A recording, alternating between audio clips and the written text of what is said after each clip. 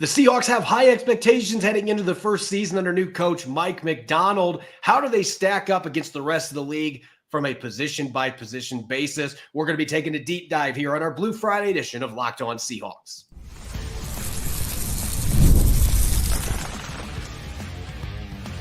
You are Locked On Seahawks, your daily Seattle Seahawks podcast, part of the Locked On Podcast Network, your team every day. Greetings, 12. This is Corbin Smith, host of the Locked On Seahawks podcast, your daily Seahawks podcast, part of the Locked On Podcast Network, your team every day. Want to give a warm welcome to our guest host today, Connor Benintendi. He is currently writing for the Seahawks on SI website on Fan Nation with Sports Illustrated. Going to be jumping on here as a guest host as well. So 12s in the comments, please make sure to give Connor a warm welcome. It's a happy Blue Friday. And as always, a special thanks to all the 12s out there, whether you're listening from Birch Bay, Washington, or across the country in Miami, Washington, or in Miami, Florida. I'm so used to saying Washington stuff. I think there actually is a Miami, Washington, believe it or not. But anyway, we greatly appreciate each and every one of you for making Locked On Seahawks your first listen 5 days a week. We're now drawing 3 weeks away from the start of training camp. We're going to take a deep dive into where the Seahawks stack up against the rest of the NFL, position by position. And then we're going to continue our 90-man countdown with numbers 49 through 47, courtesy of our friends at Game Time. Download the Game Time app, create an account, and use the code LOCKEDONNFL for $20 off your first purchase. Terms apply. Now for your lead story here on our Blue Friday edition of Locked On Seahawks. As we near the start of the 2024 season, as we see every year, it's an annual production from Mike Clay on ESPN. He dishes out his extended and lengthy position-by-position rankings for all 32 teams. I think it is one of the most thorough studies done by anybody in the NFL. Does that mean I agree with all of his rankings? No, but I enjoy the work that he puts in and the insight, the analysis. And so, Connor, we're going to be taking a dive into all 10 of the positional groups that Mike Clay covered in his latest rankings. And we're going to start on the offensive side of the football. And to make this kind of fun, we're going to have Mike Clay's ranking. And then you and I are going to say whether we think it's too high, too low, or just right. We're going to start at the quarterback position, Connor. And this might have been the one. We're going to start off with a ranking that maybe I was the most irked by, to be honest with you. The Seahawks ranking 18th at the quarterback position. If we were just basing this on the starter, Geno Smith, find me 17 starters in the NFL right now that have been better than Geno Smith, and I will point to you a liar. Like there has not been 17 starting quarterbacks in the NFL that have been better. And you add in the fact they traded for Sam Howell, who I think you can make an argument now is the best backup for any team in the NFL after starting all 17 games for the Commanders last year. 18th, especially with PJ Walker coming in. He started some games, won some games in the league. This seems way too low for me for the Seahawks quarterback group. Yeah, I couldn't agree more in that regard. I mean, it does seem like it's focused mostly on the starters, but even at that point, it's the Seahawks are a little bit too low. And you have somebody in Sam Howell and PJ Walker who have both started games in the NFL, have been decently productive starters in the NFL. And you look at the teams that are right above them. I mean, just in terms of the Arizona Cardinals are the team that's right above them. And, you go Kyler Murray, Desmond Ridder, who I don't think really anybody was high on last year, with the Falcons. And I think you could easily make a swap there. That's not going to be controversial. But overall, it's just it feels a little bit too low in terms of this position group for sure. At the running back position, now this is a spot, I don't know how you look at these rankings, but I'm looking at the individual talent at that position group. And running backs obviously are impacted by how the blocking in front of them is. So last year, the Seahawks did not have great production. They were 28th in rushing yards per game. But from a talent standpoint, Mike Clay has the Seahawks at 4th. To me, this is just right. And there may be some people arguing, well, they were 28th in rushing yards. How can you have them at 4th? I am looking at the talent the Seahawks have in the backfield. Ken Walker III is as dynamic as any home run hitter in the league. Zach Charbonnet gives you that true thunder lightning punch. I still believe Kenny McIntosh or even undrafted rookie George Halani could be a really good third back in this stable of ball carriers. If the blocking is just a little better, this group could be as good as any in the NFL. So I agree with 4th, even if the numbers don't back that up. Yep, I agree with you there. I mean, I think that in terms of the teams that are on this list, I don't think there's a team, if you were going purely off of depth, I think that the Seahawks are as good depth-wise as any team in the NFL, especially just at number 1 and number 2 on the running back depth chart. Yeah. Especially with youth as well. You've got Ken Walker, who obviously has been productive in his career so far. Fell just short of 1,000 yards last season, but he had over 1,000 scrimmage yards. Zach Charbonnet showed a lot of upside, especially between the tackles. I think that's going to be an area that Ryan Grubb really wants to use him in this year, especially, as a third down back or something else in that regard. And I think that fourth, I agree, seems just about right. Obviously, right above them, you've got the Falcons. Below them, you've got the Jets. The Jets may even be a little too high. I mean, I think they're mostly Breece Hall and everybody else. But fourth feels about right for this group, and the depth is certainly what's bolstering that. Maybe the easiest one on offense, at least for me, is the receiver position. I still think that this is a top 3, top 4 caliber receiver group, and it turns out that Mike Clay agrees with me here, ranking the Seahawks 3rd. From a depth perspective, if you're able to get another good season from Jake Bobo, if Laviska Shenault can give you some contributions, or maybe D. Eskridge actually shows up this year, if you could have any of those things happen, then this team may have as much depth and talent as anyone at the receiver position. But 3rd seems just right to me, especially with Jackson Smith and Jigba coming on late last year. It looks like he is poised for a massive sophomore year. We know how good DK Metcalf and Tyler Lockett have been over the years and will continue to be. So this one, I don't even feel like there needs to be a lot of analysis. This is clearly one of the top 3 receiver groups in the NFL. Mike Clay agreed. I love this spot for DK Metcalf and company. Yeah, I think it's a good spot for this receiver group. The only spot that I would push back a little bit is I think there might be a little bit more of a fall off for Tyler Lockett than people are expecting, especially with JSN's rise, especially in an emphasis on the slot receiver position specifically. But with that being said, it still seems like a good spot for the Seahawks. I think that you would probably – I don't think you could argue them out of the top 5, especially when you look at the top 5. Cincinnati's right below them. You've got Jamar Chase, T. Higgins. Miami's also at 5, right there with Tyreek Hill, Jalen Waddle, Odell Beckham. I don't think you could push them out of the top 5, so I think that seems like a hard line. But anywhere in that range would have been just fine for me, and I think 3 is a great spot. When I look at the position groups on offense, and maybe the one that's had the biggest regression, it's got to be the tight end spot. And could this group end up being good? Absolutely. If Noah Fant can play at the level that I believe he's capable of, he can be a dynamic number 1 receiving tight end. Farrell Brown's been a really good blocking tight end, has some ability. Do you get production from A.J. Barner, undrafted rookie Jack Westover? There is some upside here, but you lost Will Dissly. You lost Colby Parkinson. So Mike Clay's ranking at number 21 overall, I almost wanted to go that this is too high because we just don't have enough production from this group to really have a clear idea what is there. But I'm going to end up saying just right because I do think Noah Fant has had some solid seasons in the NFL. I believe in his talent. I think Farrell Brown is a player that's better than the box score stats are going to indicate. And I think A.J. Barner has a chance to be an instant contributor, at least as a run blocker, catch you a few passes, contribute on special teams. 21 seems about right, maybe a little lower than that. This does seem like a position that could be a weakness if things don't pan out, but I could also see it being a surprising group. Yeah, I agree with you 100% in that regard. It feels – I was kind of between as well until I came to the conclusion that it's just right, mostly because the only pure pass catcher you have is Noah Fant. And beyond that, you're mostly looking at a blocking tight end group, and we'll see if somebody like Jack Westover makes the roster, and he could do a little bit of both and be a little bit more of that gadget guy that could plug in wherever he ends up. But overall, you're kind of top heavy in this regard, especially in terms of a pass catching tight end, which, then you're going to have Farrell Brown come in and we'll see if he adds a little bit more in that regard. But that remains to be seen is the way that I see it. And I think that right now 21 feels like a pretty good spot for this group, especially looking at the teams that are around them as well.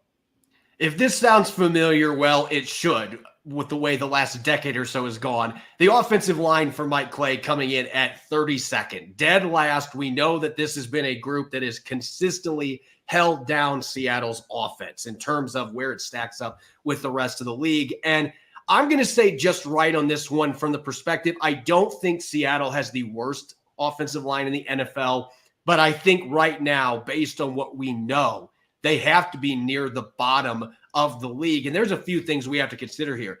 Is Abraham Lucas going to be able to stay healthy? Is he going to be back for the start of the season? I'm more confident on that front than I was a few weeks ago, but still, we don't know if he can make it through an entire season. We haven't seen Charles Cross take that next big leap. I think Scott Huff can coax that out of him, but still, you've got 3 new starters in the interior. I do like the addition of Laken Tomlinson. I think the competition, the 3-way competition at right guard is going to yield some fruit there with Christian Haynes still my pick to win that job. I love Oluwatimi's upside. There's a lot of potential in this group to be in the middle of the league by the end of this upcoming season, especially if Scott Huff coaches them well. But at the same time, based on what we saw last year and the uncertainty at some of these position groups, I think it's fair to have them this low, even at the bottom of the rankings, because that's typically what this offensive line has played like, unfortunately. Yeah, I think it's fair as well. I don't think you can argue it necessarily up or down, but I'll make an effort to in some regards. Just in the sense that this is clearly obviously based off of what the projected starting group is going to be. And I think that Seattle right now, the biggest benefit that they've sort of given themselves over the offseason is the fact that they added depth. And that's not going to show up in this rankings and these projections and everything else. But when you're looking at just the starting lineup, really when you look at these as well, kind of the bottom 4 or 5 offensive lines are sort of interchangeable in regards to who could be the worst in the league, kind of like what you said as well, Corbin.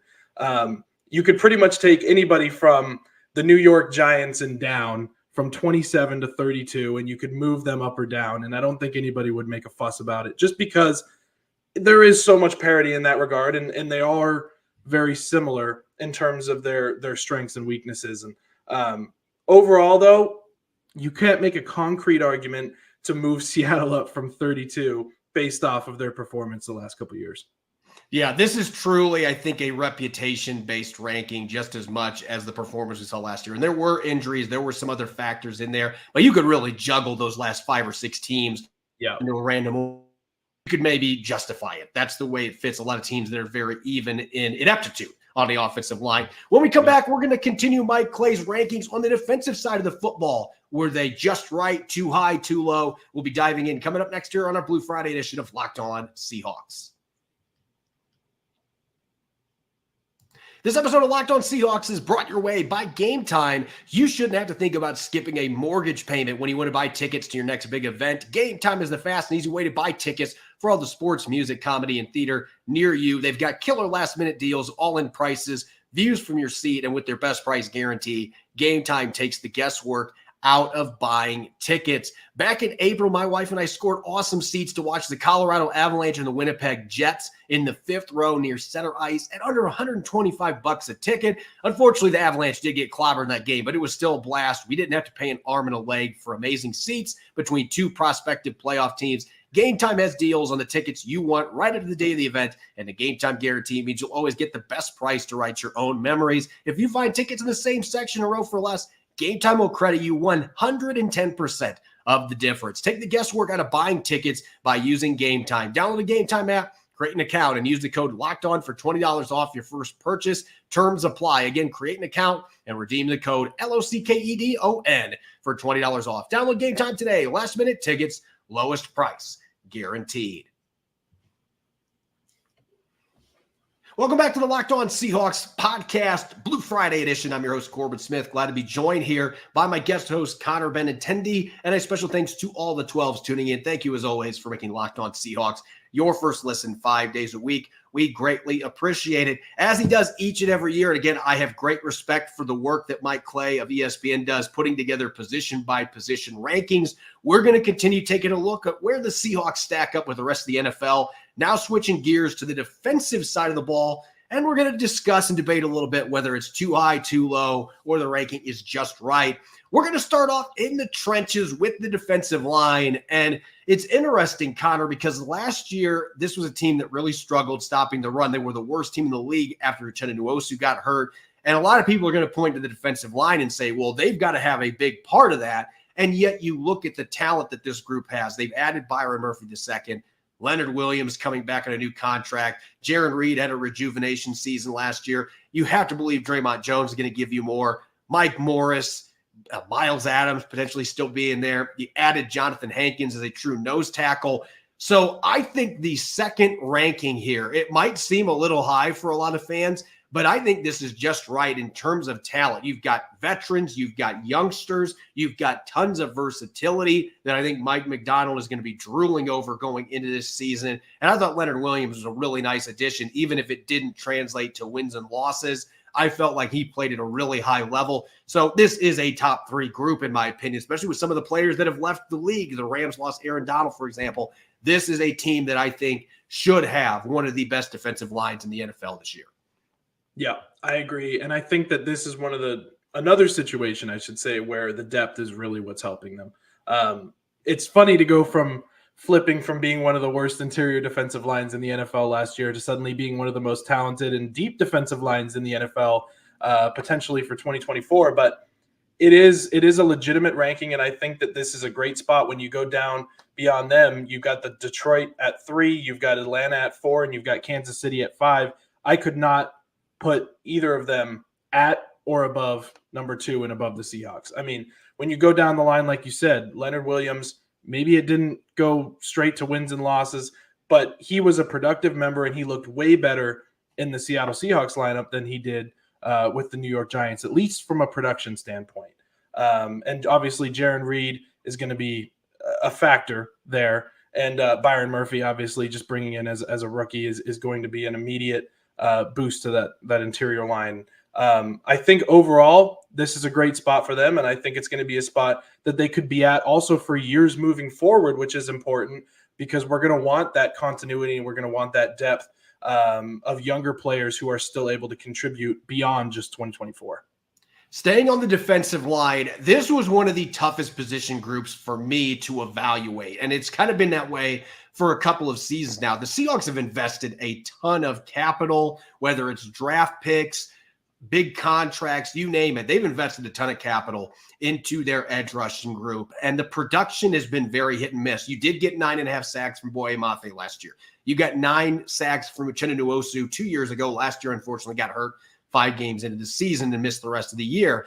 There's certainly talent here. And what I was thinking about from a potential standpoint, when you look at Mike Clay's rankings, he's got the Seahawks at 19th. And I'm going to say that this is just right. But I was torn on this because I think you could make an argument, and this might be the only position group that we can say this, Connor.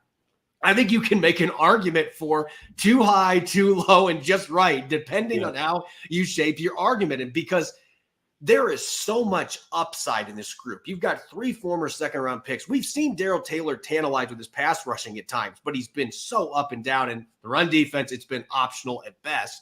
Derek Hall didn't get a sack last year, but there were some splash plays. There were some tackles for loss. He had almost 40 tackles. There's some positives there. And I think Draymond Jones is going to play a lot of snaps on the edge too. And when you consider that mixed with a healthy Uchenna Nwosu Mafe with plenty more room to improve after a breakout year, you could see an argument where this could be a group that might even be a top 10 group this year if they can put everything together. At the same time, there's so many ifs there that if things don't go right, this is in the bottom third of the league too. So I'm going to say just right from that standpoint because it seems safest, but this is maybe the most erratic position group on Seattle's defense. Yep, this is definitely one where I agree with you that it could go any which way, but you still have a level of uncertainty with what is Boye Mafe going to be? Is Uchenna Nwosu going to be healthy all season long? We hope so, and that's going to be obviously a huge factor in what the success of this edge group looks like. But we still have young players that are going to be up and coming that are going to be sort of question marks in that regard. I mean, obviously, we haven't seen much from Derek Hall, so we can't place too much emphasis on the depth side of things either, especially because he just didn't show much last year to give us much reason to believe he's going to have a breakout year as, say, the third edge rusher on Seattle's depth chart. So it could be, like you said, Corbin, bottom of the NFL, bottom third. It could be top 10. And that's, I think, one of the beauties of, obviously, this game, right? It could go either way. But I think for now, this is a comfortable spot for Seattle to be at. I don't think you're going to have anybody who's upset about it, but I don't think you're going to have anybody who is necessarily overjoyed about the fact of, oh, Mike Clay ranked this position group so high. Look how high he is on this position group. It's going to kind of sit in the middle until we really see what the potential of this group's going to be. As far as weaknesses go, and this has been beating a dead horse all off season long, but look, you lost Bobby Wagner, you lost Jordan Brooks, you lost Devin Bush. You haven't had Tyrell Dodson or Jerome Baker practicing. They've been hurt all the offseason program. They're coming back from surgeries, injuries, you name it.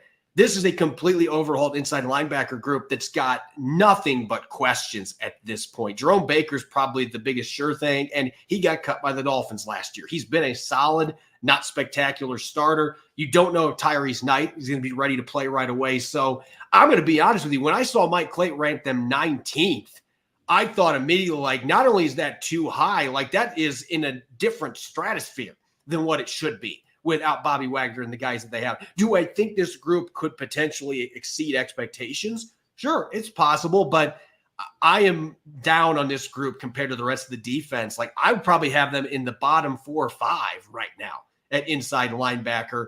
Could it be better than that? Sure. There's a lot of speculation. There's a lot of projection of this, but I just feel like based on what we know, which isn't a lot, that this is a group that is clearly the one Achilles heel you're looking at on defense, in my opinion.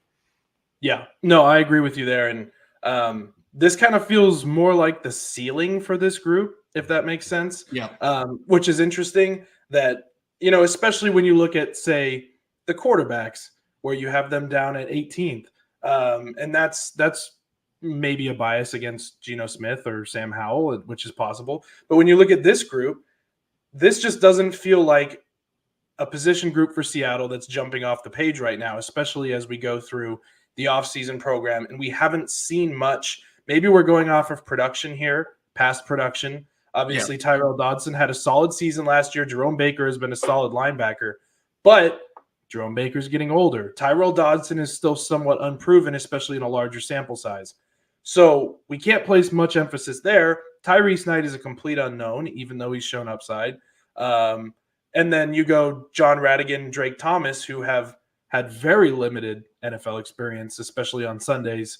I should say Thursdays, Saturdays, Sundays, Mondays, every day. Pretty much every day of the week at this Pretty much every day that the NFL plays football now. But that still holds true. And I don't, again, you look at the teams that are around them. I mean, the Baltimore Ravens obviously lost Patrick Queen, but they are below the Seahawks with Roquan Smith on their roster. And that's puzzling, especially if we are looking at purely starters, which to me, this list has leaned more towards the strength of starters. And if you have a guy like Roquan Smith on your roster, how are you not above the Seahawks? Especially when you have two players like Jerome Baker and Tyrell Dodson, who are going to be your off-ball linebackers. It feels like the ceiling. To summarize this, it feels like the ceiling, and that maybe the sweet spot for them probably would have been right around where Seattle's tight end group was at, if not lower, maybe somewhere in the 20 to 26 range. Let's go to the secondary here real quick. And you've got two different dynamics here. At the cornerback spot, there's tons of continuity. You've got Reek Woolen, Devon Witherspoon, Mike Jackson, Trey Brown, Artie Burns all coming back. You did draft Nehemiah Pritchett and DJ James out of Auburn to continue to bolster the depth at that already deep position. The Seahawks were ranked 11th in the cornerback group by Mike Clay. And to be honest, this is not quite as bad as the quarterback position, but it was the second worst in my opinion. This to me, in terms of talent, is a top 5 cornerback group, especially with the potential that we know Reek Woolen still has, Devon Witherspoon. Mike Jackson and Trey Brown would start for half the leagues in the NFL, or half the teams in the NFL. I am still a believer in that. Those two guys are both really good players. Artie Burns showed more versatility last year than we've seen. So that would be a top 5 team for me at the cornerback spot. As for safety, Mike Clay ranked him 27th. No Jamal Adams, no Quandre Diggs. You've got questions all over the depth chart there. I can understand that ranking, but I think that one is too low because Rayshon Jenkins has been an underrated player in Jacksonville with the Chargers previously. Julian Love was a Pro Bowler last year when they played him more of a free safety, really shined in the second half of the season. And I still am a believer if Jarek Reed II can get back, You have him. You have Kayvon Wallace. Maybe Kobe Bryant fits in there now that he's playing safety. There's enough pieces there to intrigue me. There's some projection there. I wouldn't go that much higher, but 27th seems a little bit low in my opinion. Yeah. I mean, to start with the cornerbacks, particularly 11th is way too low for this group. Devon Witherspoon in particular, you would think would raise this group far beyond where it is right now, particularly because of his potential from last season. And I mean, I would go out on a limb to say that Devon Witherspoon could be an all-pro this year in his second season. He's that good.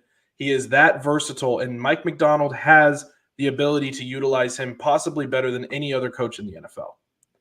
So that coupled with the depth, like you said, of particularly Trey Brown and Mike Jackson, who on this list are third and fourth and are starting cornerbacks in the NFL who may not be starting this year outside of, I mean, one of them will be starting, Trey Brown or Mike Jackson, opposite of Reek Woolen. But there's a lot of depth there. And I think when you look at the teams above them as well, I mean, just for example, Philadelphia is right above Seattle at 10. And Philadelphia should also, I think, be higher than they are personally, just because you have Quinyon Mitchell coming in, who is, unless he completely busts, he should be a good prospect. But those two are in that range, especially with Darius Slay, Cooper DeJean. That's a pretty good cornerback group. And everybody above them, Buffalo Bills, New Orleans Saints, Chicago Bears, those teams don't necessarily feel like they're better than Philadelphia or Seattle. Yeah. I mean, I think that both of those teams should be jumping higher in the rankings. So this is a little bit of a puzzling ranking for me. I think that your top end is correct in terms of the Jets, Dolphins, Browns. That looks pretty good.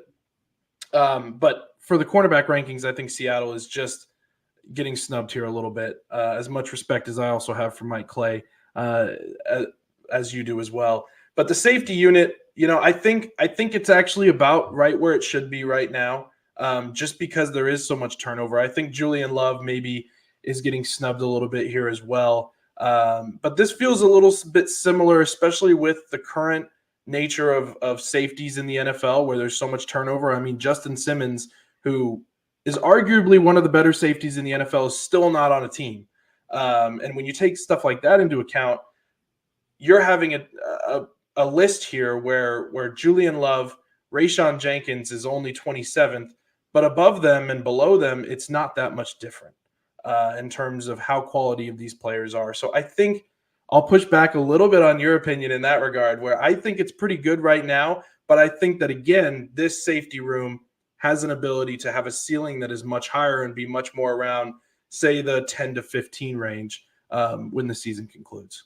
When we come back, we're going to continue our 90-man countdown. We got numbers 49 through 47. Don't go away. You're listening to the Blue Friday edition of Locked On Seahawks.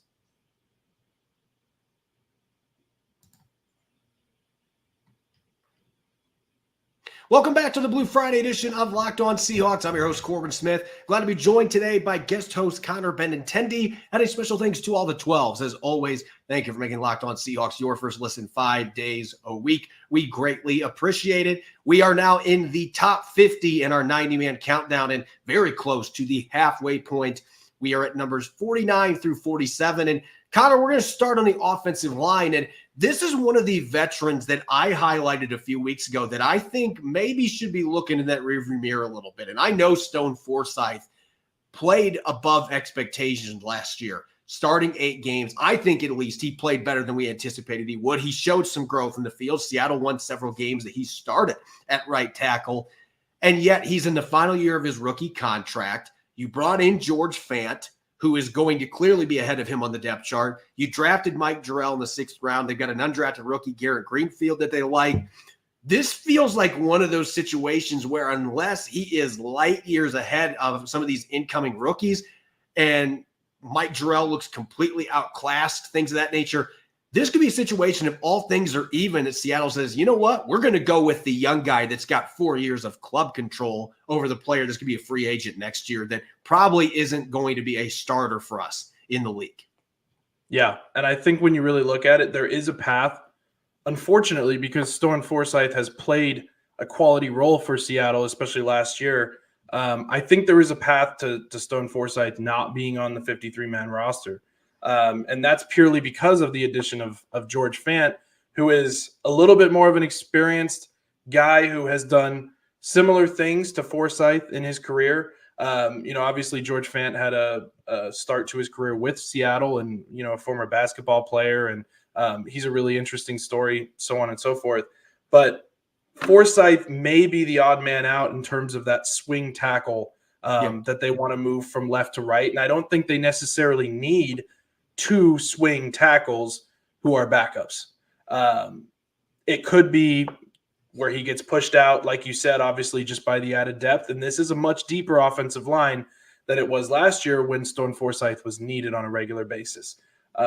So I think that there's a potential for him to play a decent bit, given the injury situation with Abraham Lucas and other things. But right now, there's also the sort of worst case scenario, as you displayed, that he could also be off this roster.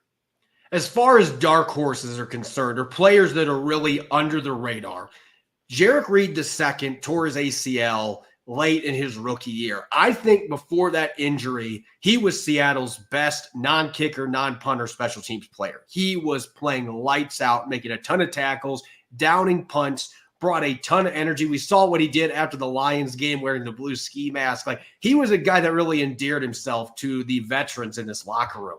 And I believe that there is still the potential for him to be a long-term starter at safety in the league. You watched the New Mexico tape before they drafted him. The guy truly was a diamond in the rough, and he had some really good preseason games last year.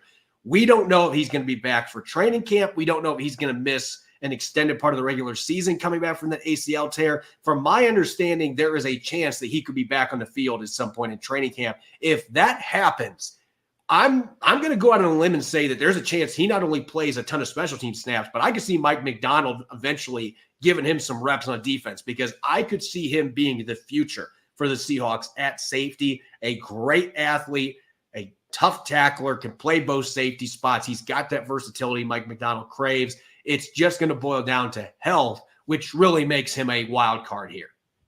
Yeah, and when I was looking at Reed, that's the biggest thing, is the health side of things. And if he can bounce back from that serious injury and get fully healthy and be ready to go, especially and be able to hopefully participate, right, in part of training camp, would be a huge plus, but that's not a guarantee at this point. I think that his skill set differs enough from these other safeties that you have on the roster right now, where Mike Macdonald could feel like he has a role in nickel or dime sets, and he offers more than some of these other more pure safeties that can play one or the other position in this defense. And I think that could offer a lot in terms of his ability to be able to make the 53-man roster, or, at the very worst, the practice squad. This is a good player. He's had a lot of production, especially in college. And I think he finished third on the team in special teams tackles, despite playing 9 or 10 games. So it's been a big sort of adjustment, losing him for Seattle, but I don't think he's replaceable on the special team side of things. But I think he has a really good shot to be an impact player on this team, beyond what maybe the typical fan might see in terms of, we don't really know this guy yet.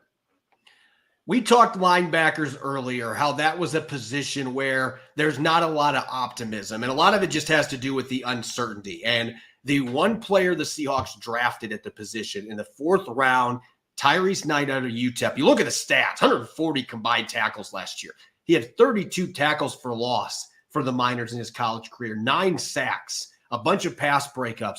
This guy stuffed the stat sheet, and there's clearly playmaking ability there. He had a really solid combine workout, so you know the athlete that you're working with.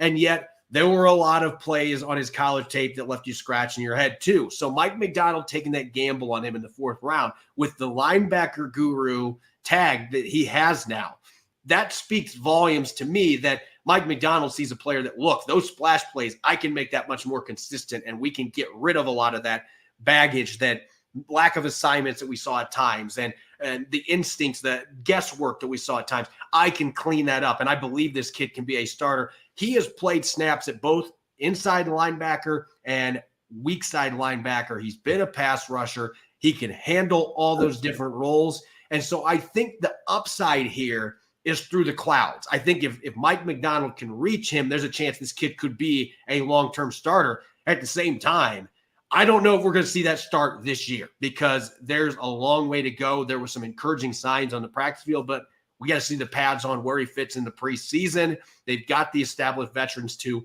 allow some patience there. I don't see any way he's not on this football team. I think he's going to be on the roster. I think he'll be a really good special teams player out of the gate. The question is going to be, is he going to be able to get into the lineup at some point this year, or is this going to be a redshirt year, at least from a defensive perspective?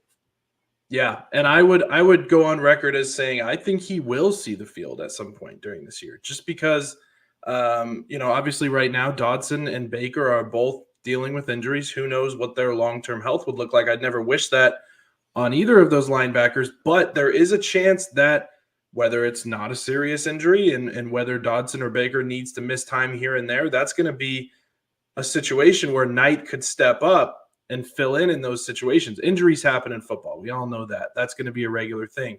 But I think that regardless of injuries, Knight could work into a point where he has a role on this defense in some way, shape, or form. I'm not sure what that looks like yet, but I think that there's potential for it. And I also agree with you in that I don't see a situation where he's not on this football team just because he is young. He has a lot of upside. There's a lot of potential for him as an NFL linebacker, especially with where the linebacker position is at nowadays in terms of wanting athleticism coupled with size, coupled with the ability to almost cover like a safety. That's not going to change anytime soon. And I think that Knight could grow into a player like that. And I think that that's going to be something that Mike Macdonald and his staff are really going to enjoy. Can play Mike or Will. They're starting him off at the weak side linebacker spot, the Will position. But to me, his long-term prognosis, I think he is eventually the Mike. If Mike Macdonald's able to reach him, he's able to really develop at that position. I think he's got all the tools to be a really good NFL linebacker. We'll just have to wait and see when that trajectory starts to unfold on the field, though. Might not be this year. Maybe it will be out of necessity. We don't know yet, and that makes him really an intriguing player to watch heading into the 2024 season. As always, you can follow me on X and Threads at Corbin Smith NFL. You can follow Connor at John Benintendi on X. Make sure to follow Locked On Seahawks on YouTube or subscribe wherever you listen to your podcast to make sure you don't miss a single episode. When we come back on Monday, we've got a really fun special guest set to join us as we kick off our extended training camp preview with some really exciting storylines. Make sure that you're listening in. Enjoy your weekend and go Hawks.